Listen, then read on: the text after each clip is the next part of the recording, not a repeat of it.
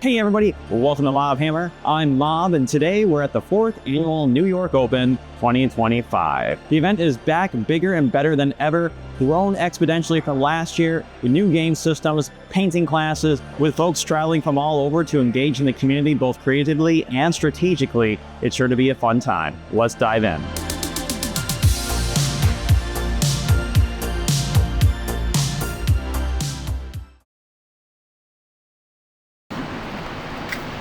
Coming at you live with production. Here I am, Mob. Here I am loading in some gear for the New York Open 2025 while Joey just spills me doing all the hard work. This is hard work. It's a heavy camera, but it's not as heavy as this. That's true, but you got wheels. I've got wheels, this is true. Wheeling and dealing. Wheeling and dealing. Back at it again at the New York Open, my main responsibilities was working with Joey over at Lifted Ground to run the live stream for the Kill Team Tournament Top Table. If you're a fan of high quality multicam tabletop spectating, you should definitely check out his channel for the streams. As always, the event was filled with positive and fun-loving attendees and gave me a chance to connect with some familiar faces. Congratulations on organizing the 4th year in a row for the New York Open. Big group effort. 4th year. We got 3 new game systems, and we have painting classes this year, and we have more painting entries. We have a couple vendors in the hall. So we had a Beyblade tournament, which is a big, got some of that, funny meme that everyone was like, are you sure it's Beyblade? We're like, yeah, they're in the theater. You could hear them for like 6 hours. Tell me, how many more people do you have here compared to last year? We have 50 some odd spectators. I think last year we had 20. I think everyone is like really enjoying themselves. The energy is really up there. Second time it's been at the town school, right? Yes. So I imagine there's going to be back here again next year for Lucky. We'll see. We don't know what we're doing for the next year. If we need to get bigger, obviously New York is it's a hard spot to get bigger. So we'll see. I want us to hit like super GT status in like the next year, where we have like 150 people in the event. Maybe 120 is probably like a more reasonable number. I'm here with Zeke. He's one of the TOs and one of the organizers for the New York Open. I spent a lot of time down in the Kill Team area. How has it been up here at 40K World? Honestly, pretty chill. Yeah! Everyone for the most part knows their rules. I haven't had to do too much judge calls except for like 2 today and like 2 yesterday. Yeah. Which has been really nice. So I can like get things ready for like today's like award ceremony and things like that. Last time I think there was like 40K players. Last year we had, I think, 42. This year we have 64. How many golden tickets are up for grabs here? For this one, just 1. Hopefully we can get more in the future, but I mean, 1 is still a golden ticket. What goes into planning? Like what drives you to be a part of this? Right? This is all a labor of love. It's definitely a lot of work. Writing like the player packet from forever ago took me like, I think a week. Getting like the resources together, getting the community to like help us out with like building the terrain, donating play mats for us to use, things like that. It's definitely like super community driven. We were like short play mats on Thursday by like 2 dozen, and like people were like, hey, we got you right now. And like now we have like I think an extra like 20 over there. Here I talked a little about 40K being a good introduction way to the hobby, because you can start with smaller teams. You don't have something that's expansive, but then you have something like 40K where you're dealing with like much larger armies, more different units to keep track of, different rules. How would you advocate for getting started in these bigger war games? Yeah. And what basic advice would you offer to people who are already in the hobby space but looking to expand?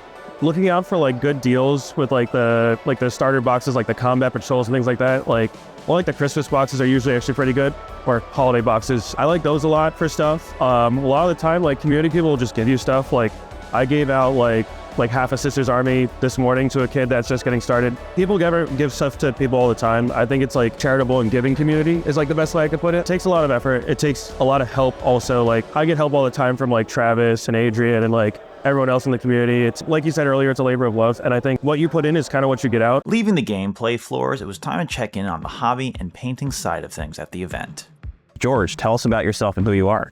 I'm George. I am one of the organizers of the New York Open, and this year I'm teaching my first ever painting class. So that was very, very fun. I walked in the middle of it. I see you have old Renaissance style paintings. You're going to like deep art history, talking about like color theory and stuff, which I think a lot of people take for granted. When you're thinking about a competition piece, and that was what the class was about. It was kind of how do you elevate? You can go and learn so much from all of the painters who have been painting professionally throughout history. And so I was just trying to point at like how oil paintings use some of the same ideas and techniques that we use in miniature painting. And maybe people might go off and find some inspirations from like a gallery or a book or something and bring it into the modeling. I think it's really like what allows you to take the next step in your hobbying, and like where it goes from just being something you can do in your free time to like, oh, you're looking into understanding the fundamentals. This isn't just coming from somebody who's done it and has a show for it. You won a Golden Demon. Yeah, somehow.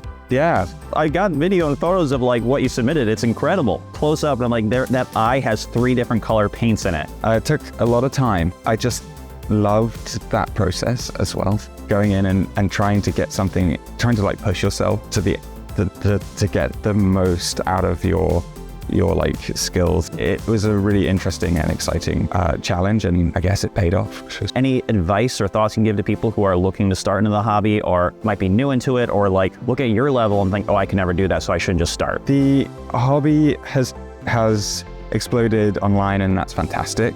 But now there are all these professional miniature painters, and that can be very like intimidating to go on an Instagram or whatever and be like, oh wow. And that's just not really real. My advice would be to just like start. Don't feel intimidated by anything. The tools that we have available to us, like speed paints, are an amazing way to just like get models to a tabletop quality or even more, and start like building your own like way of working. These extra like mediums that you can buy, they can be really interesting and help you like explore and have fun and play. By the time you like look up from the painting table, it'll be 3 years later, and you'll be so much better at this thing than you ever thought you would be, because you're having fun. I think a friend of mine once said that comparison is the death of joy. Yeah, absolutely. Exactly. Yeah. For me, the hobby is a time that I have to myself. It almost becomes like, you know, therapeutic and meditative, and you can just kind of get lost in it. And if the internet has made that into time when you are just like looking at what you're doing and judging yourself against other people, that's stripped away what I think is the most important part. So don't let that happen. Find the models that you enjoy and play and just like give yourself some grace. On that note, if you're having trouble staying off social media, whether it be comparing your own work to other painters or perhaps doom scrolling on Reddit, you should check out my Brick affiliate link in the description. Brick is basically an external key that bricks your phone from using apps of your choosing, and you can only access them again by tapping the Brick device.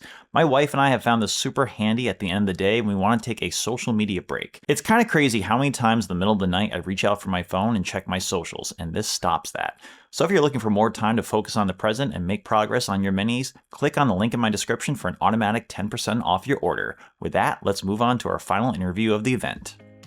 I have actually started following your work previously, and so it was really cool to come to an event where people that I've only heard of online meet them in person. I loved your Martin Sheen bust. It's like really cool to see something that like goes out of traditional sci-fi or fantasy realms and actually like get something that's a rooted tribute to like something that you enjoy. So why the West Wing? Why Martin? So one of the things, I help run various painting shows, not that I am in charge of them, it's more that I volunteer, and one of them is a big historical and fantasy come together called the Miniature Figure Collectors of America. It's been running since like 1941, I want to say. And they have a big section for historical miniatures. And I figured I wanted to do something, instead of picking what is available on the market, I wanted something true to what I find inspirational, what I find special to me. And so I went out and commissioned someone to sculpt Martin Sheen as his character on the West Wing, and I painted it in time for him to sign it at Comic-Con last weekend. Whoa, that's awesome. So we have 2 shows coming up. The Long Island Miniature Collectors Society, which is based out of Freeport, New York, is running a show similar to Capital Palette, and it's about a little similar size to what we ran here at the New York Open, where people can bring in all sorts of miniatures, whether they historical, armor kits, model tanks, model cars, things like that. And they're judged by a wide variety of artists of different skill levels. And we'd love to see people, it's more like open, like the Capital Palette system. So people should feel encouraged to bring whatever miniatures they feel best exemplifies their effort. And they might receive a bronze, silver, gold, etc. And that feeds into a larger show called the MFCA show. We get people from all over the world for that, including people who work in Hollywood, international master figure painters like Eric Swinson.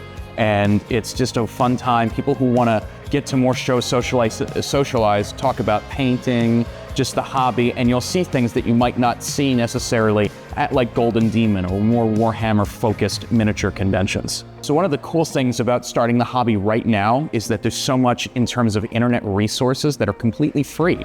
There's people who have YouTubes, people who have a Patreon, and sometimes might even have a free level where it's like, especially if you look for one that has like Discord access, the hobby is about fun. The hobby isn't just because there's some people in the community that might be very high effort and striving for those trophies, that perfect, it's like, I gotta make this thing, like I have to spend dozens and dozens of hours on this thing, or I have to practice this game dozens of times with different very competitive people. It's like, no, if you can find someone who has the right vibes for that person, it's like, it's about fun, it's about community, it's about like just more casual ways of getting into the hobby. If you can find those people, those online resources, I feel like they are gonna be the best place for newer hobbyists to feel comfortable.